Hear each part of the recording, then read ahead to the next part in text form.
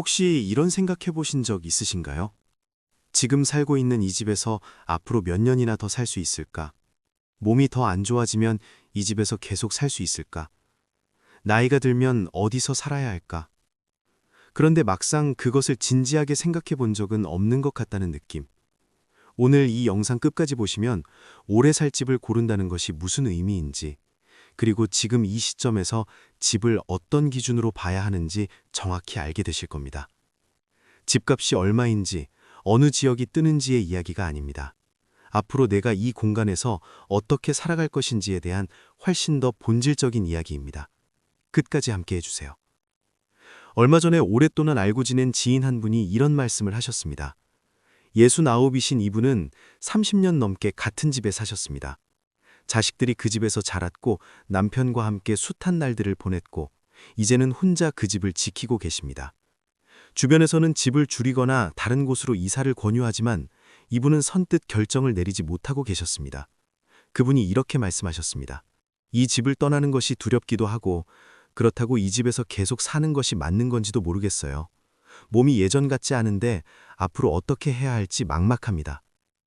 저는 그 말을 들으면서 이분의 막막함이 단순히 집 문제가 아니라는 것을 느꼈습니다. 이것은 앞으로 어떻게 살 것인가에 대한 질문이었습니다. 그리고 그 질문이 지금 이 시대를 살아가는 50대 이상의 많은 분들이 마음속에 품고 계신 질문이라는 것도요. 오래 살 집을 고른다는 것이 왜 지금 이 시대에 더 중요해졌는지 먼저 그 이야기부터 해드리겠습니다. 우리나라 사람들의 기대 수명이 길어졌습니다. 예전에는 은퇴 후 몇 년을 더 사는 것이 전부였지만 지금은 은퇴 후에도 20년, 30년을 더 살아가는 시대가 됐습니다. 그 긴 시간 동안 어디서 사느냐가 어떻게 사느냐를 결정합니다. 젊을 때는 집이 출발점이었습니다.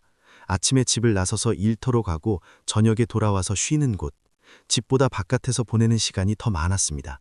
그런데 나이가 들수록 집에서 보내는 시간이 늘어납니다. 은퇴 후에는 하루의 대부분을 집에서 보내는 분들이 많습니다. 그 긴 시간을 어떤 공간에서 보내느냐가 건강에도 기분에도 삶의 질에도 직접적인 영향을 줍니다. 집이 더 이상 출발점이 아니라 생활의 중심이 되는 시대. 그래서 지금 이 시대에는 집을 고르는 기준이 완전히 달라져야 합니다. 오래 살 집을 고른다는 것이 단순한 주거 선택이 아니라 앞으로의 삶 전체를 설계하는 것이 되는 이유가 여기에 있습니다. 오래 살 집을 고를 때 첫 번째로 봐야 할 것은 그 집이 시간이 지나도 살 수 있는 구조인지입니다. 지금 이 순간 몸이 크게 불편하지 않으시다면 집의 구조가 얼마나 중요한지 실감하기 어려우실 수 있습니다. 그런데 5년 후, 10년 후의 내 몸을 생각해 보십시오. 계단이 많은 집, 욕조가 깊은 집, 문턱이 높은 집, 주방이 불편한 높이로 설계된 집. 이런 것들이 지금은 별 문제가 없어 보여도 무릎이 안 좋아지거나 균형 감각이 달라지기 시작하면 매일의 장애물이 됩니다. 반대로 처음부터 이런 것들을 고려해서 고른 집은 몸이 달라져도 오랫동안 편안하게 살 수 있습니다. 평지로 이어지는 동선, 손잡이를 설치하기 좋은 욕실, 단차가 없는 현관, 채광이 좋은 거실, 이런 것들이 오래 살 집의 조건입니다. 집을 고를 때 지금 내 몸뿐만 아니라 10년 후의 내 몸으로도 한번 살아보는 상상을 해보십시오. 그 상상이 집 선택의 기준을 완전히 바꿔줍니다. 그런데 구조만큼이나 어쩌면 그보다 더 중요한 두 번째 기준이 있습니다. 두 번째는 그 집이 있는 동네가 오래 살기에 좋은 동네인지입니다. 집 안의 구조가 아무리 좋아도 그 집이 있는 동네가 맞지 않으면 오래 살기 어렵습니다. 오래 살기에 좋은 동네란 어떤 곳일까요? 가장 먼저는 걸어서 기본 생활이 되는 동네입니다. 마트, 병원, 약국, 은행, 버스 정류장, 이것들이 걸어서 갈 수 있는 거리에 있어야 합니다. 지금은 차를 운전할 수 있으니 괜찮다고 생각하실 수 있습니다. 하지만 나이가 들면서 운전이 어려워지거나 배우자 한 분이 건강이 먼저 나빠지는 상황이 왔을 때 걸어서 생활이 되는 동네와 그렇지 않은 동네의 차이는 엄청납니다. 그 다음은 사람이 있는 동네입니다. 나이가 들수록 고립되지 않는 것이 건강에 직접적인 영향을 줍니다. 주변에 사람들이 있고 가볍게 인사를 나눌 수 있는 이웃이 있고 걸으면서 누군가를 마주칠 수 있는 동네. 이것이 심리적 안정감에 얼마나 큰 역할을 하는지 혼자 계신 분들은 특히 더 잘 아실 겁니다. 그리고 걷기 좋은 동네입니다. 걷기가 중년 이후 건강관리의 기본이라는 것은 이미 아실 겁니다. 집 주변에 걷기 좋은 길이 있는지, 공원이 있는지, 안전하게 산책할 수 있는 환경인지, 이것이 매일의 건강 습관을 유지하는 데 생각보다 훨씬 큰 영향을 줍니다. 세 번째는 집의 크기와 관리 부담의 균형입니다. 많은 분들이 집을 줄이는 것을 아쉬워하십니다.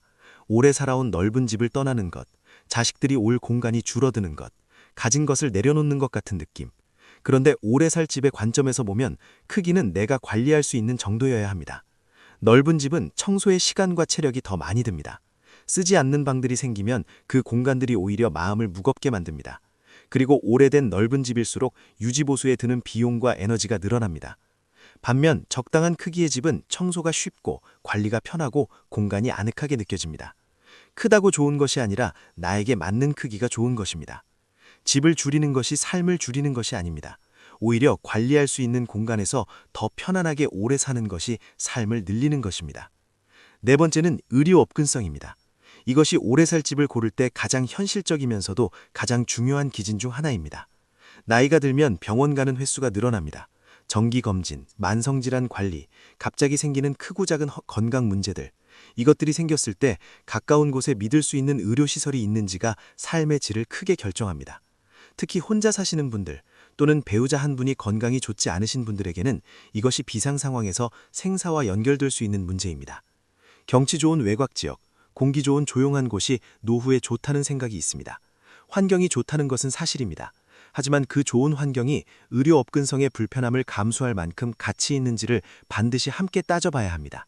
오래 살 집을 고를 때 가까운 병원까지 얼마나 걸리는지를 반드시 확인해 보십시오. 다섯 번째는 심리적 안정감을 주는 집인지입니다. 이것이 가장 눈에 보이지 않지만 어쩌면 가장 중요한 기준일 수 있습니다. 오래 살 집이란 몸이 편한 것만으론 충분하지 않습니다. 마음도 편안해야 합니다. 집에 들어섰을 때 안도감이 느껴지는지, 아침에 일어났을 때 오늘 하루가 기대되는 느낌이 드는지, 저녁에 돌아왔을 때 이곳이 내 자리라는 느낌이 드는지, 이 느낌은 집의 크기나 가격과 상관이 없습니다. 집이 내 것으로 느껴지는지, 그 공간이 나를 받아주는 느낌인지와 관련이 있습니다. 그래서 오래 살 집을 고를 때는 그 집에서 하루를 살아보는 상상을 해보십시오. 아침에 일어났을 때 어떤 빛이 들어오는지, 창밖으로 무엇이 보이는지, 저녁에 앉아있을 때 어떤 느낌인지, 그 상상 속에서 편안함이 느껴진다면 그 집이 오래 살 수 있는 집에 가까운 것입니다. 오늘 5가지를 말씀드렸습니다. 시간이 지나도 살 수 있는 구조인지, 동네가 오래 살기에 좋은지, 크기와 관리 부담이 균형을 이루는지, 의료 업근성이 좋은지, 그리고 심리적 안정감을 주는지, 이것들은 집값이 오를지 내릴지와 관계없는 기준들입니다. 투자 수익과도 관계없는 기준들입니다. 오로지 내가 이 집에서 얼마나 오래, 얼마나 편안하게, 얼마나 건강하게 살 수 있는지에 대한 기준들입니다. 이제는 오래 살 집을 고르는 시대입니다. 더 좋은 집, 더 큰 집, 더 비싼 집을 쫓는 것이 아니라 나에게 맞는 집, 내 몸에 맞는 집, 내 삶에 맞는 집을 고르는 것. 그것이 지금 이 시대 중년 이후의 집 선택에서 가장 현명한 방향입니다. 앞서 말씀드린 69이신 이분은 결국 결정을 내리셨습니다. 오래 살던 집을 떠나 조금 더 작고 걸어서 병원이 가는 동네에 아파트로 이사를 하셨습니다. 이사를 하고 나서 이분이 처음으로 하신 말씀이 있었습니다. 이제야 비로소 내 나이에 맞는 집에서 사는 것 같다고요. 그 한마디가 오늘 이 영상에서 드리고 싶은 가장 핵심적인 이야기입니다. 집이 나이에 맞아야 삶도 편안해집니다. 그리고 삶이 편안해야 오래 건강하게 살 수 있습니다. 오늘 영상이 도움이 되셨다면 구독과 좋아요 한번 눌러주세요. 지금 살고 계신 집이 오래 살기에 맞는 집이 혹은 이사를 고민하고 계신 분들은 어떤 부분이 가장 고민인지 댓글에 편하게 남겨주시면 여러분의 이야기를 담아 더 실질적인 이야기로 찾아뵙겠습니다. 오늘도 건강하고 따뜻한 하루 되십시오. 감사합니다.